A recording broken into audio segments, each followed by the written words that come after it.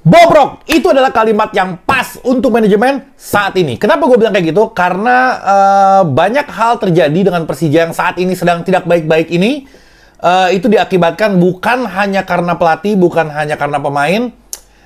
Ini juga sumber utamanya dari manajemen yang kurang teliti dan kurang cerdik dalam mengambil keputusan. Kenapa begitu? Gue akan jelaskan di video ini. Selain itu, gue juga mau bahas tentang Arema juga. Kenapa kita bisa jungkir balik ngelawan Arema. Sedangkan di atas kertas kita harusnya jauh mengungguli itu. Dan banyak hal di sini yang udah gue catat dan gue akan bawakan satu persatu.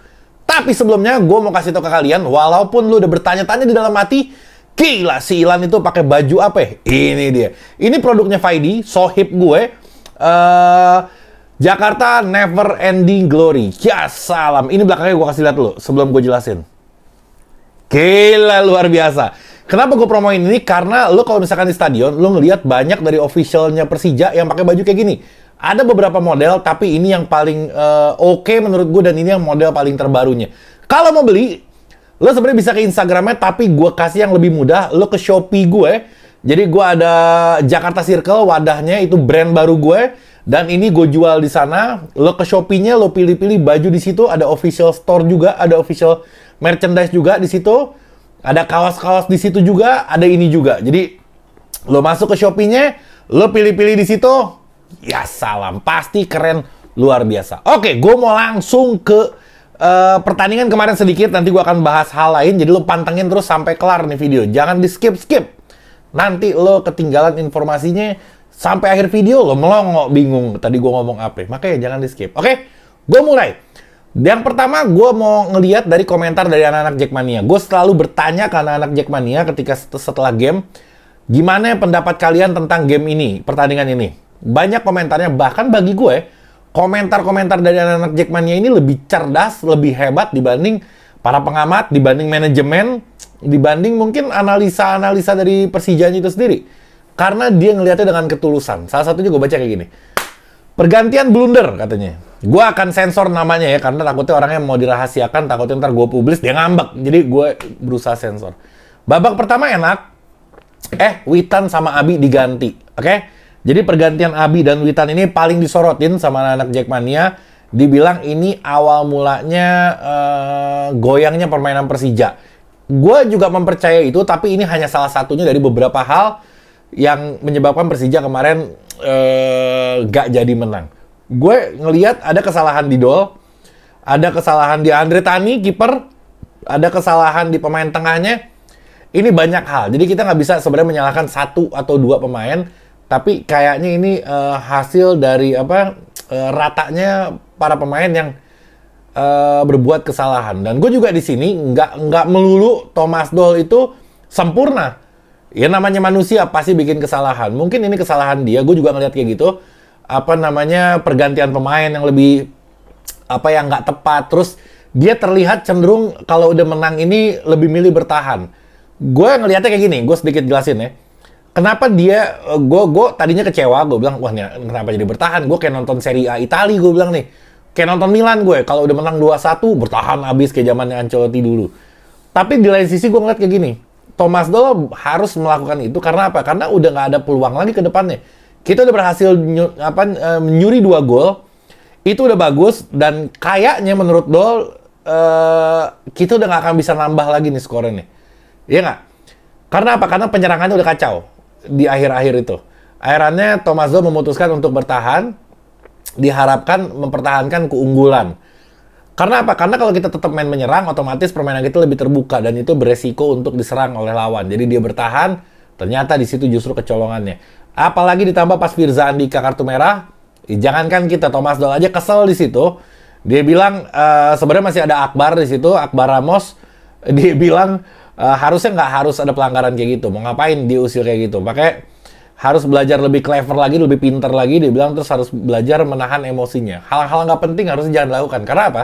Karena ketika dia kartu merah, yang dirugikannya satu tim, bukan dia pribadi, bukan dia sendiri aja gitu. Jadi setiap pemain itu harus menurunkan egonya demi kepentingan bersama. Jangan terlalu egois. Kalau gue ngelihatnya bahasa dari Thomas Doll kayak gitu. Dan gue juga setuju. Kemarin Firza Andika juga salah di situ. Andre Tani juga salah di situ. Dan dia minta maaf juga. Nanti gue bacain di bawah. Terus ada kayak Reski Fandi juga. Wah, banyak banget. Nanti gue akan bacakan satu persatu pemainnya. Oke? Yang berikutnya. Lawan Madura tanpa Rio aja Persija kalah, dia bilang.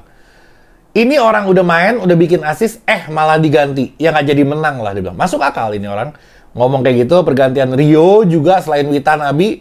Ini juga gue tanda tanya besar juga. Gue bilang, ya ini kenapa sih Dol lagi pusing apa pala ya? Gue bilang, kenapa mesti diganti? Harusnya ada istilah di sepak bola itu pertahanan yang baik adalah menyerang. Harusnya serang aja kalau lo mau bertahan lebih bagus gitu. Semakin banyak kita menguasai bola, semakin sedikit peluang kita untuk ke golan. Harusnya dia memakai konsep itu. Ternyata dia memakai konsep yang tadi udah gue bilang, konsep lain bahwa dia nggak bisa menambah skor. Ya mau nggak mau dia harus bertahan, ternyata kita kecolongan. Oke, yang berikutnya. Dol nggak dianggap sering blunder. Dol dianggap sering blunder ganti pemain setelah menang. Gue rasa karena nggak ada harapan. Yang tadi gue bilang itu. Nggak ada harapan untuk mencetak gol lagi. Masuk akal. Sangat amat masuk akal. Oke? Terus apa nih? Ada komen gini. Sebelum Firza kena kartu merah, pemain Persija masih oke-oke aja. Bener. Tapi setelah Firza kena kartu merah, permainan Persija jadi hancur. Bener juga. Masuknya Reski dan Akbar Ramos. Ini kacau ini. Bukannya memperbaiki keadaan, malah memperburuk keadaan. Gol pertama Arema murni kesalahan Andre Tani yang terlalu cepat maju. Bener, itu sangat bener diakuin. Walaupun dia pemain Persija, walaupun dia lama di Persija, walaupun dia kapten, salah ya salah, nggak ada urusan. Terus padahal masih ada backup dari Kudela. Gol kedua Arema karena pemain belakang Persija hilang fokus. Sebenarnya gol itu karena si Rizky Ridho itu pertama kalah speed, kalah body, dan dia ditonjok juga mukanya tuh, gue ngeliat tuh. Jadi agak kurang fair gol yang itu tuh. Terus ya memang striker Arema dia kayaknya dia top skor sekarang ya, walaupun timnya nggak pernah menang. Lo bayangin, dia bisa top skor walaupun timnya nggak pernah menang. Ini orang jago banget ini. Dan gestur dia kemarin di selebrasi gue ngeliat katanya, wah dia udah kasih kode buat Jackmania tuh. Gue lain yang ngeliatnya ya. Ntar kalau misalkan ada fotonya gue tampilin nih. Dia kayak begini tapi tangannya sambil begini. Kalau gue rasa ini dia nyuruh anak Jackmania diem. Kalau gue nilainya kayak gitu. Tapi banyak orang menganggap kalau dia ngasih kode pengen ke Persija. Gue rasa dia suruh anak Jackmania diem. Kodenya gue rasa seperti itu. Oke? Yang berikutnya, anthem Jackmania, anthem Persija yang biasanya kita nyanyi bersama kemarin ternodai dengan apa? Dengan sorakan dari anak-anak Jackmania. Salah satunya gue. Gue juga nyorakin. Kenapa ya? Ya nggak mau. Lo apa namanya? Ya itu resiko lah. Kita datang jauh-jauh, ada yang dari Depok, ada yang dari Tangerang, gue dari Bogor, ada yang dari macem-macem datang ke stadion dengan bayar tiket. Ini keluhan anak-anak Jackmania ya, dengan bayar tiket yang mahal tanpa kita komplain pun itu tiket. Terus harapan kita menang. Memang setiap pertandingan itu nggak bisa selalu menang, tapi harapan itu pasti setiap supporter ya pasti berharap menang, nggak mungkin nggak. Ketika nggak menang pasti kecewa. Kecewa reaksinya apa? Ya kayak gitu, nyorakin lah, inilah, kritik lah, segala macam. Itu hal yang biasa dalam sepak bola. Jangan kaget, pemain jangan baper. Gue kenapa bilang pemain baper? Karena apa? Karena pemain yang biasanya dia muter keliling, ternyata dia nggak muter. Dia langsung masuk ruang ganti. Gue kebenaran di VIP. Gue teriak, gue bilang, lo nggak pada nggak mau muter? Gue bilang, lo pada nggak mau muter nih, lo cuma ninggalin aja. Cuma setelah dipikir-pikir, kalau dia muter ya memang kupingnya pengang juga. Dia sepanjang keliling itu, dia puterin, itu disorakin, dicaci maki pada anak Jackmania. Jadi mungkin dia lebih milih masuk ke ruang ganti. Thomas Doll juga kayak gitu, setiap kalah, dia setiap kesel, pasti dia nggak pernah ikut nyanyi di tengah-tengah lapangan, tapi kalau misalkan menang, dia sangat girang. Thomas Doll juga kayaknya sekarang lagi kesel sama manajemen. Kenapa ya? Karena banyak permintaan dia yang nggak digubris.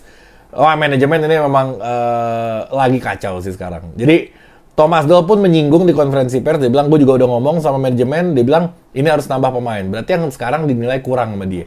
Dia harus nambah pemain lagi, nggak bisa yang sekarang diandalkan kalau lo kasih target gue juara, kurang lebihnya begitu. Manajemen ngasih target juara, tapi dikasihnya Olibias. Ya salah, sama Simic lagi. Gimana mau juara kata Doll? Doll pegel setengah mati. Eranya mungkin ada bersih tegang, mungkin ngambek dia. Nah, yang pasti, ya gimana? Lo sekarang mau nyalahin siapa ya? Kalau gue nyalahin pemain, ya nggak bisa. Pemain memang dia udah berjuang keras, dan dia memang skillnya udah di situ.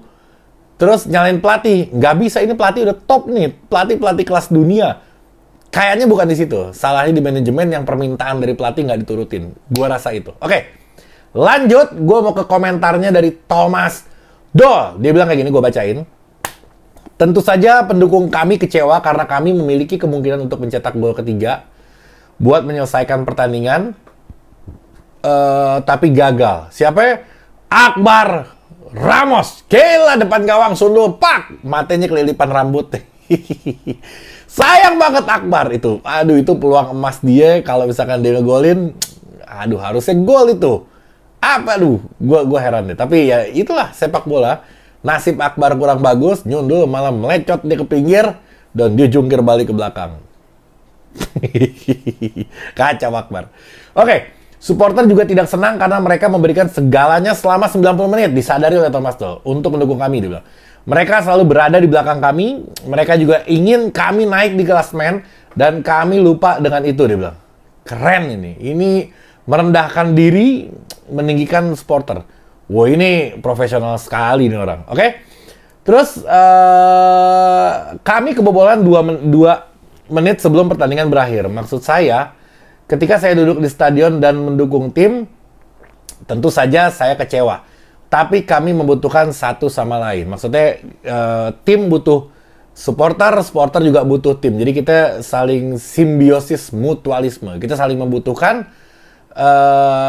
Ya kita boleh kritik, kita hajar habis-habisan. Tapi kalau udah lewat 1 hari, lewat 2 hari, selesai. Kita tatap pertandingan berikutnya yang kemarin kita lupain. Tapi hajaran itu penting, karena apa? Dihajarnya dia nggak sadar. CN datang ke situ, dikasih support depan mukanya, nyanyi-nyanyi. Masih belum, performanya sesuai harapan. Jadi, wajar lah, kritik-kritik dalam sepak bola itu hal yang wajar. Gue juga lagi ingat, gue mau ngelihat banyak pemain di Persija, ada beberapa yang kayaknya main cuma sekedar main aja. Dia nggak dari dalam gitu mainnya, nggak dari hati. Dari hati ini, lo pasti nggak tahu deh sependapat apa enggak, atau lo tambahin nama pemain di kolom komentar. Bagi gue, pemain yang bener-bener main dia Persija banget, gue ngeliat deh, itu yang pertama pasti Rico Simanjuntak. Kayaknya tuh dia tuh bener-bener menyatu sama Persija. Dia bener-bener pakai hati mainnya. Yang kedua siapa ya? Yang kedua yang gue lihat Rio Fahmi. Lo lihat kalau Rio Fahmi main, dia itu rela banting-banting badannya, dia ngototnya. Itu kelihatan banget kalau dia tuh mainnya pakai hati banget. Nah, pemain lain bukan nggak pakai hati, tapi gue nggak ngeliat kecintaannya tuh sampai sedalam itu, sedalam si Rio Fahmi sama Rico Simanjuntak. Kalau Rio Fahmi gue ngeliat bener-bener dalam gitu. Nggak tahu ya, yang gue rasain kayak gitu ya. Mungkin lo pada beda. Coba makanya lo komen di bawah, menurut lo siapa pemain di Persija yang mainnya bener-bener kayaknya dari hati gitu. Gue kayak ngeliat contoh hal siapa ya? Rio Matsumura, oke mainnya. Rio Matsumura jago, dia ngebantu tim. Tapi kayak main cuma sekedar main aja gitu. Nggak yang bener-bener Persija gitu. Terus kayak siapa ke Simic. Simic kayak sekedar lewat aja ya. Udah gue dikontrak 2 tahun, gue beresin kontraknya. Mau gue jago kayak, mau gue kagak kayak, lo bayar gue. Kayak begitu yang gue rasain. Ini mah perasaan pribadi gue.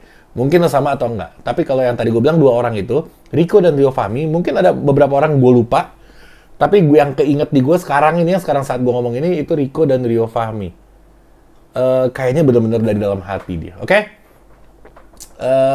Terus Thomas Doll bilang kayak gini terakhir, dia bilang, saya udah bahas yang tadi gue bilang tuh dengan manajemen terkait pemain baru. Persija memang menunjukkan kualitas yang baik saat tidak menggunakan striker. Wah, ini ngeri nih bahasa nih. Dia bilang butuh pemain baru, tapi Persija lebih bagus tanpa striker. Nah ini kayaknya nyinggungnya ke Simic nih gue rasanya. Atau Oliver Bias. Bias ini kan bukan pilihannya Thomas Doll. Bias gue nggak tahu pilihannya siapa, manajemen masukin tuh. Mungkin asal-asal ada welcome aja kali. Nggak penting juga, dipakai juga nggak. Gue rasa sampai paruh musim ini gue rasa juga kayaknya nggak bakal dipakai di Oliver Bias. Nggak tahu gue. Oke, yang terakhir Andre Tani minta maaf. Minta maaf ini berarti pengakuan secara nggak langsung kalau dia merasa salah. Kalau dia nggak ngerasa salah, ngapain dia minta maaf? Dengan dia minta maaf berarti dia ngerasa salah. Intinya kan kayak gitu. Oke, banyak yang komen, bang, lo orang salah diomel-omelin, giliran lo salah lo diem aja. Ya masa dia ngomelin dirinya sendiri? Orang komentar kadang lucu juga. Lu harus objektif dalam menilai. Andre Tani kalau temennya salah, diomel-omelin. Kalau dia salah, lo minta dia ngomelin dirinya. Bagaimana caranya? Nggak bisa. Jadi, dia minta maaf. Itu hal yang bisa dilakukan. Dia bilang, Dia maju itu pakai insting sebagai goalkeeper dia. Tapi ternyata keputusan itu salah, terus dia bilang semua bisa aja salah termasuk saya. Dan ini menjadi proses pembelajaran buat saya. Oke? Itu sikap yang profesional sekali menurut gue dan itu sangat amat bagus. Oke. Apalagi yang tadi gue udah bilang, lo mau baju kayak gini atau baju officialnya atau kaos-kaos ini depan muka gue juga ada nih. Ini brand gue baru ngerintis, lo bantuin gue. Ini 1, ini 2. Wah, ini nih yang paling keren. Gue paling suka ini nih, yang ada kalimat di tengah-tengahnya, Believe in 12. Ini elegan sekali. Gue udah jual di Shopee. Lo tinggal ke Shopee, ada di deskripsi. Lo borong di situ. Kalau ketemu gue di stadion, ya salam. Ntar gue tepak. Pak, pakai kaos gue loh. Oke, cukup sekian dari gue. Assalamualaikum warahmatullahi wabarakatuh.